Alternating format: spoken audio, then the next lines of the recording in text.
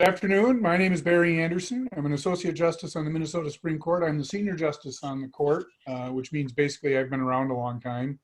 I'm delighted to be with you this afternoon. My connections with this program are twofold. First, I was an assistant coach for a team from Hutchinson, Minnesota for a number of years who managed to make it to the national competition. And more recently, and for most of the last 20 years or so, I've had the opportunity to be a judge at the national competition. I consider this the highlight of my spring, an opportunity to talk about the Constitution and Bill of Rights with some of our most talented students. So I'm looking forward to a great conversation. And hi, my name is Tonya McConnell. For about 20 years, I was a professor of history at Columbia College in South Carolina. Then a long time before that, I worked in Cambridge, Ohio. Where is Findlay High School in the great state of Ohio? Northwest Ohio. Where? It's south of Bowling Green and north of Lima, if you know where either of those places are. Know where Bowling Green is. Okay, gotcha. So growing up in Kentucky, we always had rude things to say about Ohio. But we'll move on quickly from there. I'm sure you had even ruder things to say about Kentucky. But I'm here in South Carolina now, and I'm delighted to be here with you. So I look forward to being part of this conversation. Hello, everyone. I'm Tina Gabrielsson. I'm a professor of political science at the University of Wyoming. I teach primarily political philosophy courses, like American Political Thought is one of them. And I've twice been a state We the People judge, and this is my first time serving nationally. It's been great so far, and we're looking forward to your presentation today. If you would go ahead and introduce yourselves and your coaches or your teachers, that'd be great. I'm Alexis Doe, and I'm a senior, and I'm actually subbing in for Kylie. I don't know if she's the one showing up if you have like papers with our names on it, but.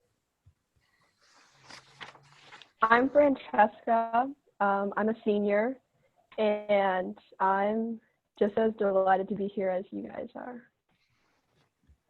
And I'm Emily Barbary. I'm a junior, and our coach is Mark Dickman.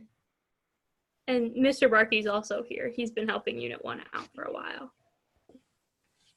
Well, great. With that, we'll just go ahead and proceed with the question. So this is Unit 1. What are the philosophical and historical foundations of the American political system? Question 3. Aristotle asserts in Politics that it is not the form of government, ruled by the one, the few, or the many, that matters most, but rather the ends of government that are most important.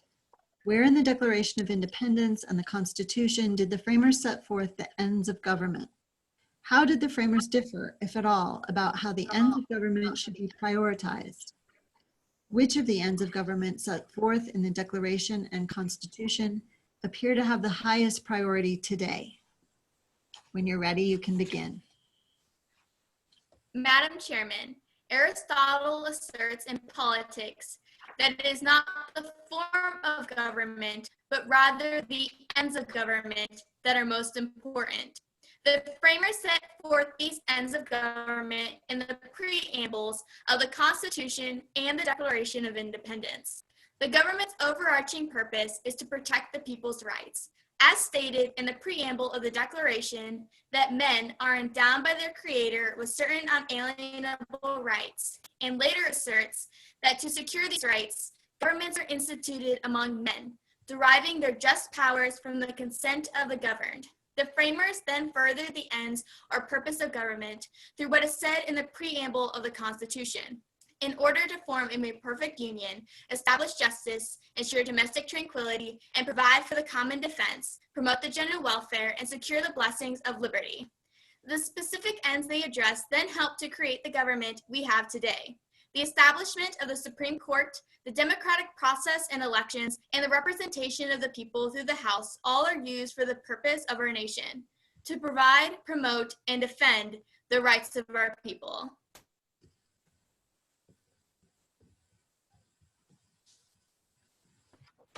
Mr. Chairman, while the preamble to the Constitution outlined the ends of government, the framers' views on what should be considered the greatest priority differed, as seen with James Madison, Alexander Hamilton, George Mason, and Elbridge Gerry. During the Philadelphia Convention, James Madison suggested that a key priority of government was to promote the general welfare and the people's happiness. However, in Federalist Number 51, he noted that justice is the end of government. It is the end of civil society and will be pursued until it be obtained or until liberty be lost in the pursuit. However, Alexander Hamilton, while noting that the government had several important purposes, argued in Federalist Number 16 that the main purpose of the government was to create laws and decisions that protect the safety and tranquility of the people and the Union. Unlike their fellow framers, Elbridge Gerry and George Mason were among those that did not believe the Constitution addressed the ends of government that they considered to be the most important, and despite their involvement in creating the document, decided not to sign it. George Mason's primary objection was the lack of a Bill of Rights to provide for the protection of individual rights, while Elbridge Gerry held a similar view, that the key priority was personal liberties and happiness, but felt that a strong national government would interfere with those goals. Madam Chairman, while the founders and framers established the ends of our government upon the inalienable rights found in the Declaration of Independence and the principles found in the preamble to the Constitution, it is evident that our nation is currently placing its highest priorities on preserving life and promoting the general welfare in relation to the coronavirus pandemic. Since March 1st, it has become clear that our highest government priorities are to protect life and promote the general welfare in what was once unimaginable. Both the national and state governments, as seen with Ohio's Governor Mike DeWine, took charge in setting a precautionary example for the rest of the U.S. by pioneering the closing of schools and signing the emergency order for Ohio in order to ensure safety and health for all. Ohio and other states followed up by closing non-essential businesses, effectively placing the entire economy in a medically induced coma in an attempt to protect American lives from the coronavirus. In addition, the federal government has taken unprecedented action to provide critically needed medical assistance, as well as providing economic assistance to promote the general welfare, with over $2 trillion in an economic stimulus package and a projected 2020 deficit of over $3.7 trillion related mostly because of the coronavirus pandemic. We are now ready for follow-up questions. Great. I will give you your first question. So for the founders, one of the ends of a federal republic was to avoid the most common faction, that between the rich and the poor. How effective has the U.S. Constitution been in this regard? I think it's something that over the years we've definitely struggled with. I mean, you can look back at things like the Citizens United case, which ruled that money is speech in terms of like political campaigns, and as long as you're not donating specifically to a certain candidate.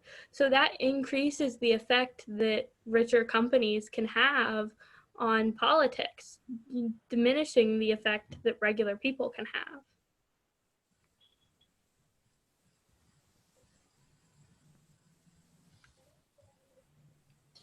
So let's talk a little bit about Aristotle.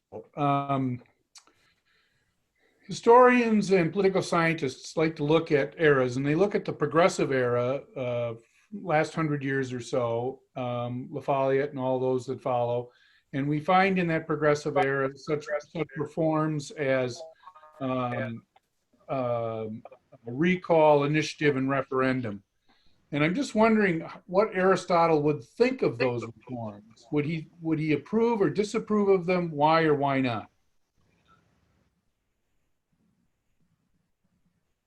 I think Aristotle, what he wanted was governments that were more freer, I guess. Like he didn't, I don't think he would necessarily approve of initiative, referendum, and recall, but I don't think he would disapprove it. I think it would be something that he would want more people to be active in, and something that he would want all governments to have.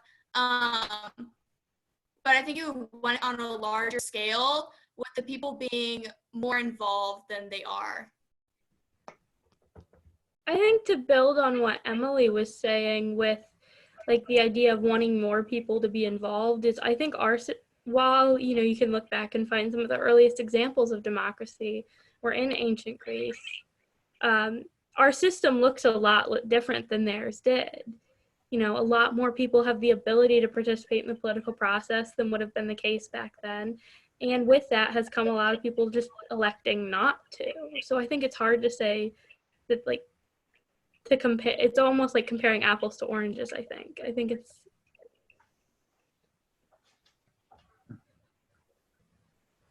Very good. Let's move back, if we don't mind, to Aristotle, where we began. Aristotle talked about the purpose of government being the good life. If I remember right, the Greek word he used was eudaimonia, the good life or the good spirit. I guess the question is, was he talking about can an individual have a good life at the expense of the community? Or is a good life something a community has to have, the whole community has to be living a good life in order for any one individual to be enjoying that? I guess a quick way to put that is, can I be happy if nobody else is?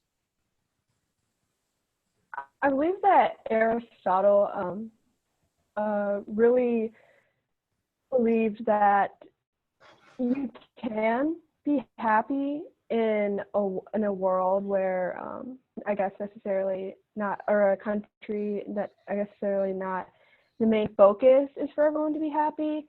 But of course, that was what his philosophy was, into trying to get everyone, you know, to work together for individual happiness as well.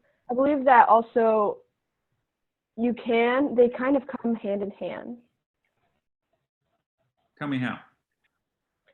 They come hand in hand because if the community or the country isn't working together in trying to promote happiness and good life as, you know, as a nation, then how can, you know, individuals be happy and be promoting that for themselves?